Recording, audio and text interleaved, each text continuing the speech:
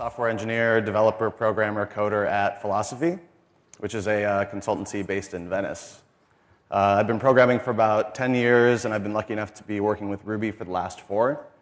And along the way, I've learned a few tricks about views that I'd like to share with you today. So we're here because I think that templates are commonly neglected in Rails apps. The community, everybody that we work with, that I work with personally, tends to focus a lot on models, controllers. People are talking about service objects and fun things like that. And for some reason, every time I open up app views, I cringe a little bit. And I fall and I slump down into my seat, and I get ready to start a new adventure. So today I'm hoping to help you, help yourselves, help your views. The assumption that I'm going to make here is that you already know how to write clean markup in whatever language you like. That means Haml, Herb, Slim, Liquid, whatever you're into. I trust that you already know, without Ruby involved, without any programming, how to write clean markup in that language. So we're not going to talk about that. And I think that unmaintainable templates come down to 2 things that I see pretty often. The first is markup repetition, which is actually a really simple problem to solve, but it happens to occur a lot within apps. And the second is logic in templates, which I'm sure most of us know is bad, or maybe we don't, but it is. For some reason, it still happens, so I have a few tools to show you that I think will help you stop doing that and then help your team as well. So the first one is markup repetition.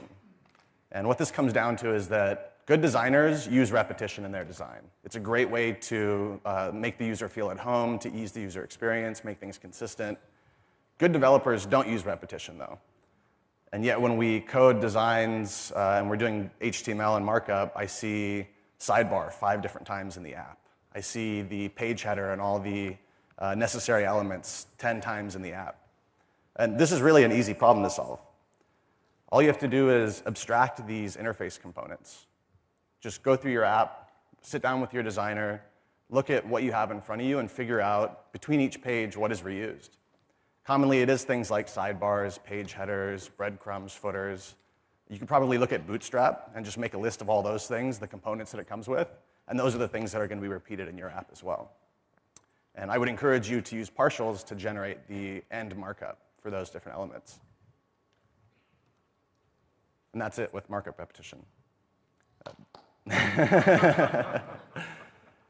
The big offender and the thing that really gets us is logic in templates. And this happens for whatever reason, but the repercussions are great, especially as an app grows. Logic in templates tends to be highly repetitive. It's the logic that's in our templates that I think is most subjected to be repetitive. So things like formatting a name a certain way or manipulating our data in a certain way for presentation tend to get multiplied on every page in our app. Logic in templates is also really painful to test. And testing is painful enough already. Why would you make it harder on yourself? So here's an example of logic in templates. It's actually not that bad. This isn't like a crazy nested if-else statement. There's not a whole lot going on here. But the key thing to look at is the credit card number formatting. So the developer who wrote this decided that this is how they were going to mask the credit card number. They're going to throw some text in there with 3 sets of X's, and they're going to take the last 4 digits of the credit card number and spit them at the end. And that's great, and this works, and it passes all the integration tests, and everybody's happy. And then they go on to code the next page, and they do it again. 3 sets of X's, the last 4 digits of the credit card number. It's a simple piece of code, and this specific example might not be the thing that's going to blow up your app as soon as you want to change something, but it's a good example of how behavior gets duplicated across apps if you put your logic in your views. And it's going to happen across your app in more pages, too. It's not just those 2 templates. It's the 3rd page or the email that's getting sent, that somebody wants to mask the credit card number, and they end up writing the same code. Or maybe the second developer comes along and they know how to use helpers, which are awesome. So I'm sure, how many of you guys have used helpers in your views before? All right, bunch of pros. So the description from Rails guides is view helpers live in app helpers and provide small snippets of reusable code for views. So the thing I want you to focus on here is small snippets. Helpers are great for little things like masking a credit card number. They're really easy to use. They're accessible. Anybody that's ever programmed in Rails can come to your app, do a big search for your whatever helper method they come across, and pretty much figure out how it's being done. So in this example, we took that same masking of the credit card and actually defined it in a helper instead of doing it in our views. So that's a win. We take the string this time of the masked part of the number, throw the last 4 of the credit card behind it, and we use that in our view instead of doing the logic there where we were doing it previously. That's not the end solution, unfortunately. Helpers are not the end-all, be-all for logic in your views. They could be. By all means, you could solve all problems in your helpers, but you would be in a world of hurt, and I have been in a world of hurt. The first thing that comes across when we're working on big projects is that we just get tons and tons of helper methods. And what happens over time is it becomes difficult to organize. In my opinion, because the context of a view helper is the view itself, there's no natural placement for the methods you're writing. Some people like to divide them up by the model that they're operating on. Some people like to do it by page, section. But there's no, from what I've seen, there's no standard for how to organize your helpers. The other thing that I see with helpers is that complex logic is not well suited to go in the methods themselves. So it's great if you're just doing some simple string manipulation or checking some very simple logic. But as soon as you want to do something that's bigger than that, you've outgrown helpers, in my opinion. And they just don't feel right to me. In a framework where everything is object-oriented and we get to make classes and do unit tests on our controllers and models, doing a bunch of methods and a bunch of files and just testing those individually doesn't feel like Rails to me. It feels like a mess. What I wish I had was some way to take my domain objects, my models, and add behavior to them for the views specifically. Luckily, we have that, and it's called the Decorator Pattern. This is the definition from the Gang of 4 book. Decorators attach additional responsibilities to an object dynamically. Decorators provide a flexible alternative to subclassing for extended functionality. So this is what a decorator looks like. A decorator wraps a single object, so an instance of one of your models. It has a transparent interface, which means that it looks and behaves just like your instance of your model does. The way it does that is by overriding or defining new methods that it would like to, passing anything else through. And in our case, we're going to use decorators to hold all the presentational logic for our views. Decorator itself is just a generic pattern. It doesn't have anything to do with views at all, but it's very helpful in this case. Implementing a decorator in Ruby tends to be quite easy, especially if you look at the code samples in the Gang of 4 book and compare it to what we get to do. It's pretty sweet. So it all starts with, if you have more than one decorator in your app, you can define a decorator base class or an abstract class. The initialize method should take whatever object you're about to decorate. They call this component in the definition that I read, so that's what I called it in mine. And the next thing you do is you set up the method forwarding. So basically, we define method missing here. Swoop. And all this does, for anybody that's not familiar with method missing, is if somebody tries to call a method on our decorator object and it's not defined on our decorator itself, we'll go ahead and try and call that on our component if it's defined there. Otherwise, we'll blow up. Respond to missing is a recommended follow-up for method missing that can help with compatibility down the line. And that's it. That's a nice, simple decorator class that we can use in our app. Actually defining a decorator for one of our objects simply means subclassing that decorator class that we came up with. So in this case, I'm using that credit card example again. I have a credit card decorator that inherits from my decorator class, and I've defined an instance method called masked number that has the same exact logic we found in that helper. The line between helpers and decorators here is pretty... It's flexible, so it's really up to you what you want to put in helpers or decorators.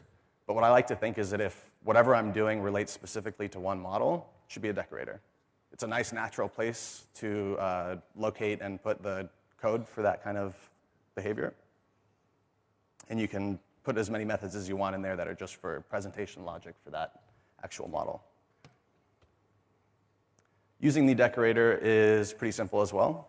In our controller, the last step before rendering the view would just be making a new instance of that decorator, passing along whatever instance of the original record was to the initializer. And then in our view, it looks just like our model has a method called maskNumber. So it's nice and simple there. There's very little overhead with using decorators if you're introducing somebody new to your team. It's a pretty simple concept to explain, and it can add a lot to the organization of your code. They're also nice and easy to test, and the benefits, in my opinion, greatly outweigh the costs of adding it to your project. So we use it on almost all of our projects. That's nice. But it's not the end. Oh, it's not the end yet. So as I said, presentation logic that relates directly to a single instance of your model is a great way to decorate, or a great time to decorate. And I don't actually implement my own decorator for every project. There's an awesome gem called Draper that I use that makes it very easy and consistent among our projects.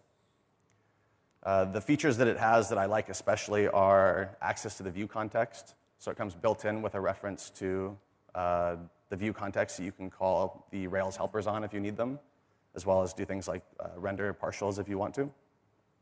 Makes it really easy to decorate collections, even if the collection contains multiple types of a model. So you can just throw it in an array or a collection, and it'll give you back decorated objects for a new array with decorated objects for the same models. It also pretends to be a decorated object. So when you're doing something like using form4 or link2, and you pass the record in without using one of the URL helpers, Rails actually looks at the class name or the model name for that record that you passed, and Draper comes built in with support where it pretends to be the actual model, so it won't identify itself as a decorator, which turns out to be really nifty. And the other cool thing is it makes it really easy to decorate associations. So if you're passing one record from your controller to your view, and you're climbing the association tree down throughout your template, Draper can automatically decorate those associations down the chain. Not automatically. You set it up a little bit, but it's quite easy. Anyway, I won't go into the details of Draper because it's a lot of what we just looked at, but I encourage you to go to github.com/drapergem/Draper if you're interested in the decorator concept. So, like I said, that's not the end.